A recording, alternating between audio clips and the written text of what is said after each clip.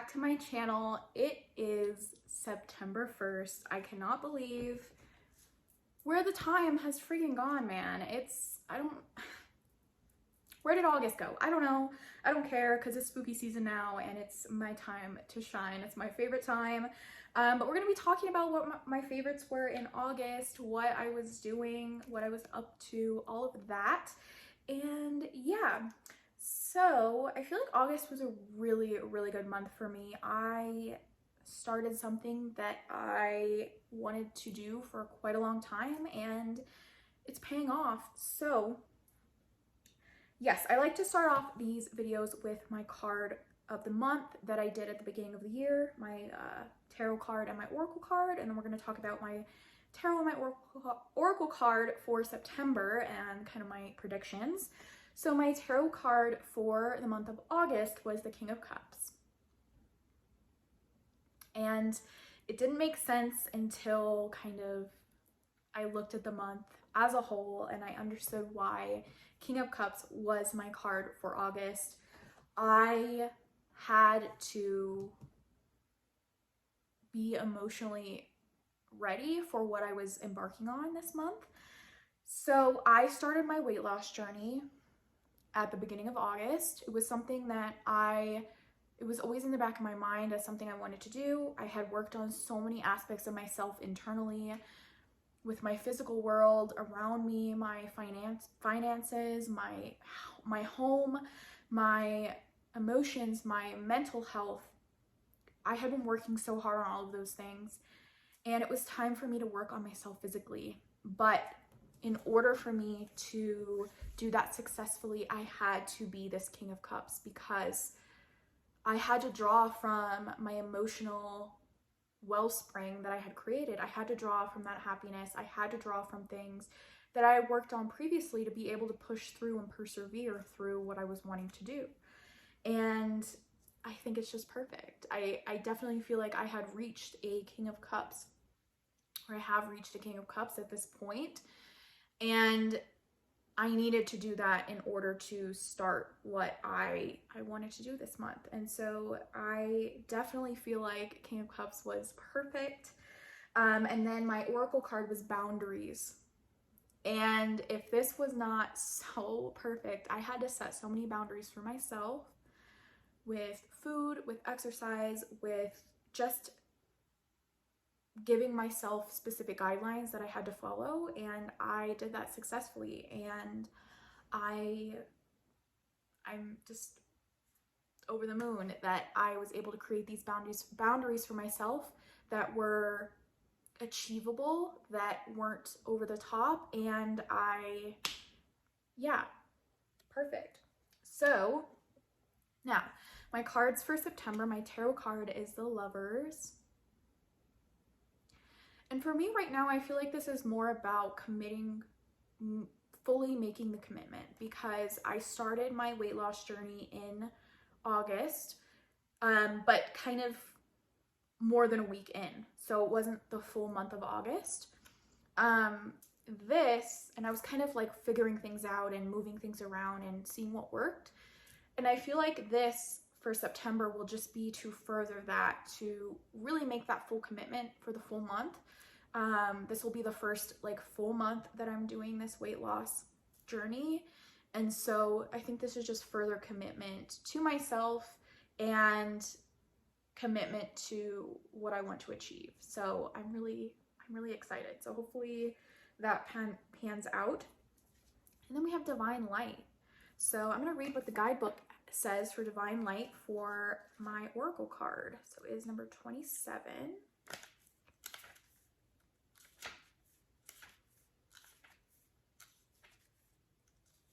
So each card has a herb and a crystal to kind of work with during the month. So it's St. John's wort, alleviates depression, soothes shock and trauma, and elevates moods. Sunstone contains the cleansing, healing power of the sun and shares it with those who ask. That's really beautiful. I have some sunstone that I'm going to use this month. Whether you are feeling blue or suffering from more serious conditions, you can support your healing by turning to the divine light and nourishing your own inner divinity. When we don't feel well, it is easy for our inner light to fade. Get the attention you need, whether medical, psychological, or spiritual, while supplementing with big doses of bright divine light. My inner divine light wants to shine in the world. I give my light energy and brilliance by connecting with the greater divine energy that nourishes all of life. Yeah, so I think this month working with that divine light, that spirituality for me is going to be really helpful. It already has been. I've seen in the past month how working with those very deeply spiritual energies has benefited me in the long run for this current goal I have. I also just see this as maybe seeing more of my end goal by the end of the month. You see this person walking towards the light, and I feel like I'll be able to see a little bit more of the light. I've already started to see results, but I feel like I'll be able to see even more by the end of the month, and it'll be more, I don't know, it'll just be easier to see that end result. So beautiful. Okay, so let's talk favorites. So I have, again, I've been working on my weight loss for the month of August, and I really feel like I've started a routine, I've started a path that is not easily veered from. Like, I feel like I'm going to succeed in my goal because of the way I've shifted my whole lifestyle. I live in the middle of nowhere. I have to buy food, once a week when I go to town, and I don't really have the opportunity to eat badly if I only buy healthy foods. And so that's really helped me. I've exercised every single day that I had off of work. Some days I do exercise after work, but those are a little bit more lenient because I do, I get quite a few steps in at work, so I don't always exercise those days, exercise as far as like a machine. And from the time I really started this to now, I've lost 15 pounds, and I still have a long way to go, but I feel like the start is, it's really excited me because it's showing me that I'm putting in the work and what I'm doing is working, and I'm just really excited to get to that end goal. And yeah, so that has been my main focus because I've had a lot of readings that I've done for myself that have told me to focus on this one thing, and I've kind of let my journaling practice wane a little bit. It hasn't been the forefront of what I've been doing because I've been so focused on this one thing. And not that my spirituality has waned, because I feel like it's actually been really strong and very personal to me. Just this daily work I've been doing for myself. But just journaling, it has been a little bit of, I've kind of let that fall to the side a little bit, which is okay because I have this main goal right now, and my spirituality, my emotional health, my mental health is at its strongest right now. And so now it's time for me to focus on that physical part. So that's been the main thing I've been kind of focusing on this month. I did read some really awesome books. So I read Crescent City, House of Earth and Blood. This is the physical book. I did read it on Kindle. It's a big chunky mama. Look at that. I don't know how many pages this is. I think it's 800 something. Let's see. $7.99. So almost 800 pages. I absolutely adored the story. I loved it. This is by the same author as A Court of Thorns and Roses, which is so amazing. It's one of my favorite series. And so I read this, enjoyed it. It was a little bit slow going at the beginning. It's very complicated. It has a lot of story building in it and world building that it's very confusing. And I feel like reading it the second time will make more sense to me, just because I know I'm familiar with all the characters. So the second book I read is pretty obvious, but I read the second one. And I don't have this one physically. I just have the ebook for it. And this is the House of Sky and Breath. It's right here. I read that one. It's like 800 pages as well. So those are the two main books that I read because they were so long and they're just really involved. I didn't, you know, fly through them. I kind of read them over the month and they were really, really good. I enjoyed them so much. And then kind of last week, our internet was out for like the whole week. And I had an extra day off work. I was so excited for that extra day off. And I didn't have internet that whole time. And so I decided to read a book on my shelf that I've been wanting to read for a while. I didn't have internet, obviously, so I couldn't download any new books on my Kindle. I didn't have anything on here that I could read. So I started reading Outlander, the first book. I'm almost done with it, but so I guess we'll include this in next month too. But I'm pretty much almost done with it. I really enjoyed this. It's basically been like rewatching the show again, but reading the book, because I watched the show completely through twice. And so reading this was like watching it again, and now reading the book, I want to watch the show again because I want to see how they depict everything that I've read in here. But this has been really good. It's so good. It's very like fast paced. Like there's a lot of stuff going on and a lot of days, like within just a few pages, you'll be like multiple days past. So I really like that. It keeps you intrigued because there's like, it's just fast paced. So I'm excited to finish this and then get on to the second one. But I've also started, because I like to read on my Kindle for the most part, I've started Throne of Glass, which is right here, which is also by Sarah J. Maas. It's her other series, the one I haven't read. I don't know how I feel about it so far. Everybody loves it, and I gotta give it a chance. I feel like always with the first book, I'm like, what is this? But I know everybody loves it, so hopefully I love it. Okay, so that is the books that I read, and let's talk about decks. So I don't have too many decks, but I do have a few that I've really been liking this last month. So I decided to purchase finally the Good Karma Tarot. These are the backs. I have decided to rehome my my Modern Witch. I'm rehoming my Modern Witch because the cardstock's horrific. I can't shuffle it. The tactile experience is horrible. I love the artwork, but it's not worth the hassle of like the shuffle and just the cardstock. No. So I might end up getting the German version of that or figuring out something with cardstock with that one. But because of that, I decided to get the Good Karma Tarot, which is modern, because I do like to have at least one modern deck. I don't have many. The Modern Witch was like my only modern deck that I really had. So I decided to get this one in case I felt the need to use it for clients, because I feel like, I mean, in this day and age, right, you want to have a modern deck.